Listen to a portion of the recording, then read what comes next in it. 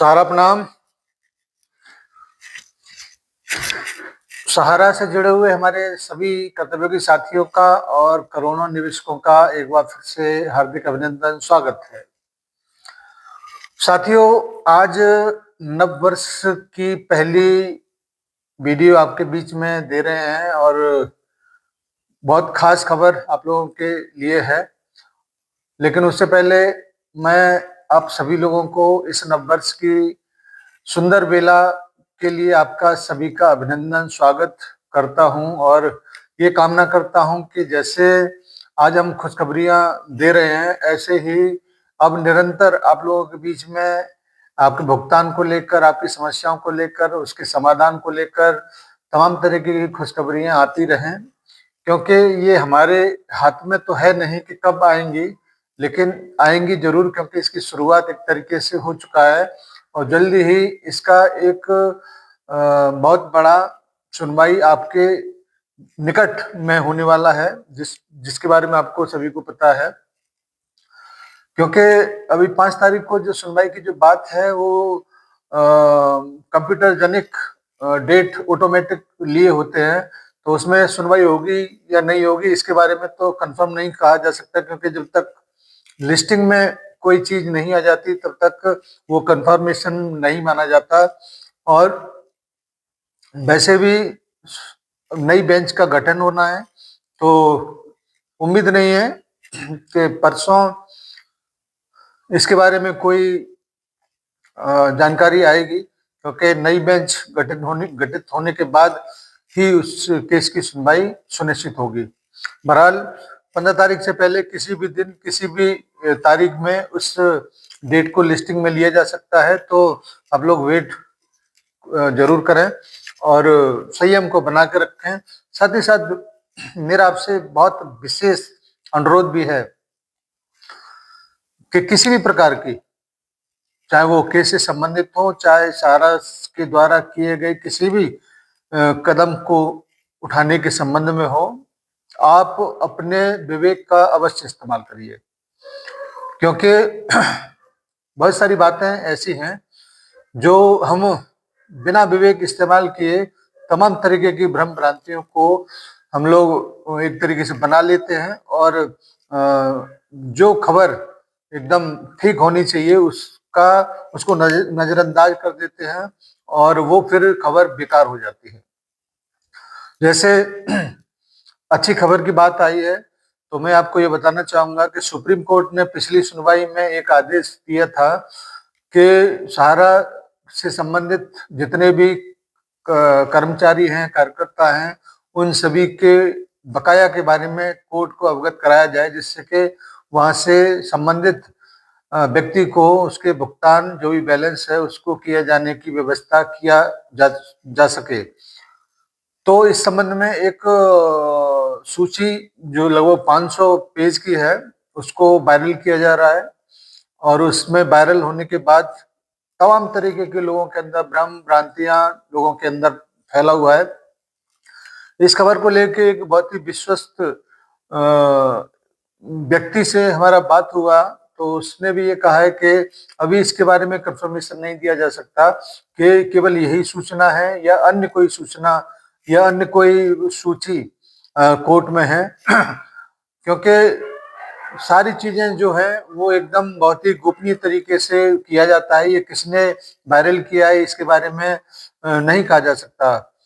तो मैं यहाँ पर आपको ये जरूर बताना चाहूंगा कि अपने विवेक के इस्तेमाल की बात जब मैं करता हूँ, तो विवेक का इस्तेमाल इस वजह से किया जाना चाहिए कि जो सूची है उसमें कई कंपनियों के नाम हैं, मगर वो 4 सोसाइटियों के नाम नहीं है। साथ ही साथ हमारे लाखों कर्तव्योगी साथी जो फील्ड से हैं उनके बकाये के बारे में बात नहीं है, जबकि सहारा के परिप्रेक्ष्य में फील्ड से जुड़ा हुआ कार्यकर्ता भी एक कर्मचारियों की श्रेणी में ही आता है, उसके भी बकाये की बात होगी। और ये बात पक्के तौर पे कहा जा सकता है कि जो लिस्ट वायरल हुआ है उसमें 4 सोसाइटियों का न होना इस बात को दर्शाता है कि और भी कई सारी बातें ऐसी हैं जो इस लिस्ट में नहीं है, मगर अन्य जगह पर उसकी बातचीत जरूर हुई होगी। तो किसी भी व्यक्ति को भ्रम या भ्रांतियों में पड़ने की जरूरत नहीं है। सहारा इंडिया परिवार के कर्मचारी जो उन कंपनियों में है, ऐसे ही अन्य कर्मचारी वो 4 सोसाइटियों में, और तमाम जो लाखों कार्यकर्ता हैं वो भी इन 4 सोसाइटियों में ही है। बाकी के अन्य जगह पर तो कोई व्यक्ति बतौर कार्यकर्ता के हैसियत से है नहीं, क्योंकि 4 सोसाइटियों में ही काम कारोबार चालू था पिछले 10-12 साल से, 14 साल से। तो फिर यही 4 सोसाइटियों में ही फील्ड के कार्यकर्ता भी हैं, और अधिकतम जो लोग हैं वो 4 सोसाइटियों में हैं। ये जो रिटायर हो चुके हैं, ये जो अन्य जगह पर 200, 150, 300, 500 इस तरीके से जो लोगों के नाम हैं, वो उनके जो बकाया हैं कंपनियों में काम करने वाले उनका है। इसके अलावा जो अन्य जगह पर काम करने वाले हैं उनका भी सूचना आवश्यक रूप से गया होगा, ऐसी पूरी संभावना है। क्योंकि कोई भी काम संस्था आधा अधूरा तो नहीं करती। जैसे कि आप कहते हैं कि संस्था का मैनेजमेंट नहीं है, तो ये सारी कार्रवाइयां कौन कर रहा है, किसके जिम्मेदारी में है। तो ऐसी व्यवस्था अपनी शुरू से ही सहारा इंडिया परिवार में रहा है कि कोई भी काम रुकेगा नहीं, सब सारे काम होंगे। ऐसे ही ये भी काम निरंतरता के साथ जारी है। कोर्स से संबंधित जितने भी और अन्य काम हैं वो भी काम निश्चित रूप से जारी हो रहे होंगे। इसलिए हम अपने दिमाग को, अपने विवेक को जरूर इस्तेमाल में लाएं कि जब इतना सब कुछ हो रहा है तो अन्य जरूरी काम जरूर किए जा रहे होंगे। साथियों, अब 2026 आ चुका है। 2014 से हम लोग चले थे इस मामले को लेकर। 12-13-14 से लेकर 26 होने वाला है, और हमको ऐसा यकीन है कि संस्था के जो भी समस्या भुगतान से संबंधित हों, चाहे पीएफ से संबंधित हों, चाहे वो इनकम टैक्स से संबंधित हों, उन सभी का सहारा इंडिया की तरफ से, सहारा प्रबंधन की तरफ से सुप्रीम कोर्ट में जरूर सब कुछ दाखिल किया गया है। और जैसे वो समस्याओं का निपटारा होगा, वैसे ही आपके ऊपर की जा रही जो जितनी भी कार्रवाइयां हैं वो बिल्कुल थम जाएंगी। क्योंकि चाहे वो नगर निगम की बात हो, चाहे वो इनकम टैक्स की बात हो, चाहे वो पीएफ वालों की बात हो, सब कुछ फंड न होने की वजह से ही ये कार्रवाइयां चालू हैं। सबका कुछ न कुछ बाकी है इसकी वजह से, और सबका चुक जाएगा, सबका बकाया बैलेंस खत्म हो जाएगा। उसके बाद आपके ऊपर से कार्रवाइयां नहीं होंगी। तो उम्मीद ये है कि सुप्रीम कोर्ट में इन सारी चीजों को लेकर जब सुनवाई होगी तो कार्रवाइयों का दौर थम जाएगा, और जो भी अच्छी बातें होंगी आपके बीच में जरूर आएंगी। साथियों, आपके बारे में न जाने कितने लोग क्या क्या चीजें कहते हैं, क्या ये मायने रखता है? नहीं। आपके बारे में अन्य जो लोग कहते हैं उसके बाद उसका कोई मायने नहीं है। आपके बारे में आप क्या समझते हैं, आप क्या सोचते हैं, आप क्या कहते हैं, ये मायने रखता है। सहारा इंडिया परिवार के बारे में बाहर कौन क्या कब कैसे कर रहा है उसका कोई मतलब नहीं है।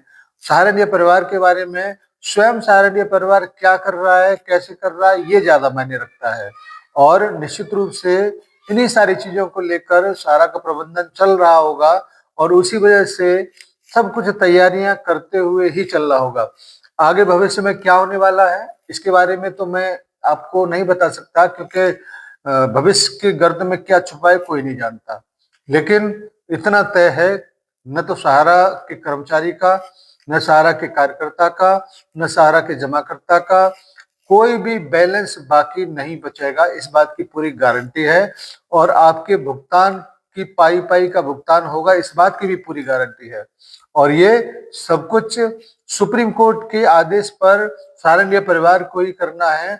और निश्चित रूप से जो सारा श्री जी के माथे पर लगा कलंक है वो कलंक को जरूर धोया जाएगा। इसकी शुरुआत हो चुकी है, क्योंकि अभी जो लिस्ट एक ही जो गया हुआ है, जो वायरल हो रहा है, उसके माध्यम से ही सबको पता है। अन्य के बारे में क्योंकि वो वायरल नहीं है या उसकी सूचना किसी को नहीं है, तो वो नहीं आया है सामने। कैसे वायरल हुआ ये तो हम लोग नहीं जानते, लेकिन इतना जरूर जानते हैं कि लगभग 1000 करोड़ रुपए के लगभग का या 1100 करोड़ रुपए के लगभग का बैलेंस उसमें लोगों का बताया जा रहा है। तो जब दूसरा बातचीत होगा, चाहे वो कार्यकर्ता के बारे में हो, चाहे वो चारों सोसाइटियों के कर्मचारियों के बारे में हो, उसका बैलेंस कितना होगा ये आप स्वयं अंदाजा लगा सकते हैं, क्योंकि वो 80-90% तो उसी में है सब कुछ। तो आने वाले समय में जो कुछ भी होगा वो एकदम धमाकेदार होगा, बढ़िया होगा, बेहतरीन होगा। तो हम लोग ये मान के चलें कि सोशल मीडिया पर जारी किसी भी बात का हम लोग जरूर अपने विवेक का इस्तेमाल करेंगे और भ्रम से जरूर बचेंगे। धन्यवाद। आज यही बात आप लोगों के बीच में रखना था कि सहारा के कर्मचारियों की जो भी बात है उसमें से कोई छोटा नहीं है, सबका नाम जरूर उस लिस्ट में शामिल किया गया होगा सहारा प्रबंधन की तरफ से। धन्यवाद सभी को, सादर सहारा प्रणाम, निवेशक साथियों से सादर नमस्कार, जय हिंद, सादर सहारा प्रणाम।